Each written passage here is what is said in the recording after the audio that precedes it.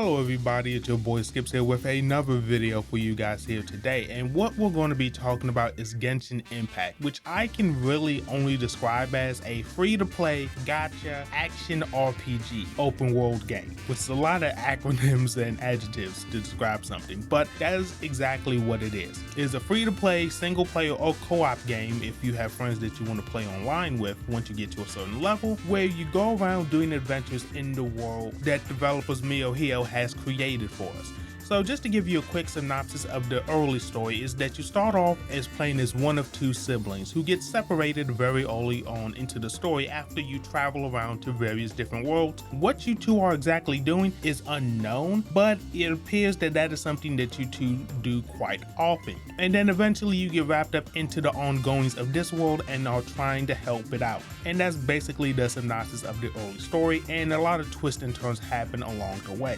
with apparently your sibling probably being an antagonist that you're going to have to face at some point throughout the game. But getting that little bit out of the way, Genshin Impact is a very fun and enjoyable experience, considering that you don't have to spend a dime on it just to jump into this game. Starting off number one, I know the biggest thing that a lot of people are going to ask about this game, is it a Breath of the Wild clone? And while the traveling system around the world with the climbing, the sprinting, and the stamina meter are basically one-to-one remakes of what Breath of the Wild was, there are a few key differences here. For example, as of right now, weather does not affect whether you can climb up rocks, and while you swim, you don't do that weird dashing thing that they do in Breath of the Wild, you actually just swim faster. So there are a couple of key differences, but for the most part, it is the same exact movement and traveling system that you got in Breath of the Wild. So if you did enjoy the way that you moved around the world in that game, you're going to enjoy it in this one. And it does implement a tower system to unlock different parts of the map and map it out, which most open world games do nowadays, just because it is the most efficient and most easiest way to do it, and all gamers basically know how to do this. But where Genshin Impact makes its own lane in the gaming space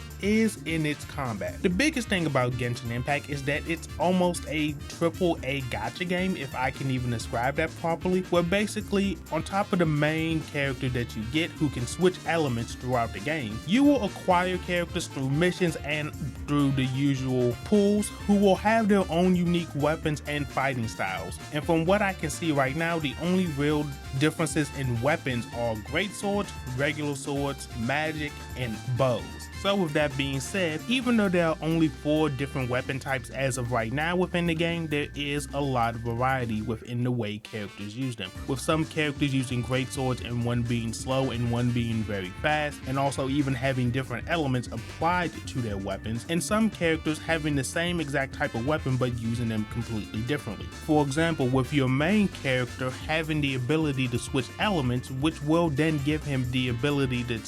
change his actual special ability and his elemental affinity throughout the game, meaning that you can kind of slide him into whatever group or party that you have, kind of being a jack of all trades. Whereas Kaya, who is a character that you get while you're playing the game after a couple of hours, has a focus on ice, which he then can freeze people if they are stuck in water, or just do massive damage to fire enemies, which then can basically stun lock a person if they are in the right conditions for an entire battle. And then not even to mention, the biggest thing about Genshin Impact is when you are switching between characters and mixing their elements and abilities together in order to do massive amounts of damage that they could not do by themselves. Because the greatest thing about Genshin Impact is the on-the-fly switching between different characters. For example, my favorite combination in the game would usually be to start off a combo with either Xingling or Amber, who are characters who have fire abilities, and then either switch back to my main character or Suko's and then use a wind ability to make a massive AoE fire attack that would do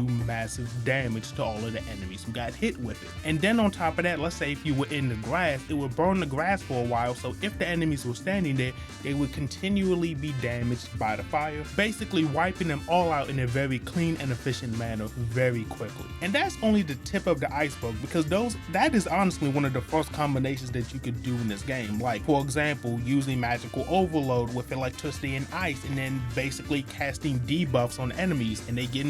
them getting weaker. I can only imagine what other elements and combinations that they're going to add as this game continues to grow. Because as of right now, we only have access to 2 of the main cities that they have planned for this game, which there are 7 of. And if every city, let's say, takes around 20 hours to get through, with there being a planned 7 to 8 chapters right now, this game could have you put well over 100 hours into it if they keep the content coming at a decent pace, like an MMO or another live service game like Warframe, for example. Eventually, I do feel like the gacha elements are going to get a bit more heavy as the game continues to progress. Obviously, I personally started feeling the strain as I got around to level 18, grinding to get to that adventurous rank 18 so I could do the final prologue quest. But overall, if you put the time into this game, and with the daily commissions that they are giving you, plus all of the random things that you can do in the world, as of right now, I feel like the amount of money that you will eventually put into the game won't be as much as some people think that they could end up putting into it. I feel like it'll be a very small amount, if anything. But with all of that being said, this is just a video to get myself into the mode of making videos once again. It's been a while since I've put out a video, as you all can see if you're even still on this channel, and hopefully you'll stick with me for the long haul. I had a couple of computer issues during the summer which made it so I had to work and basically build a whole new PC setup. Won't get into that too much, but everything is a-okay now, and this PC is leagues better than what I had before, so I should be able to make better content and put it out much faster than before.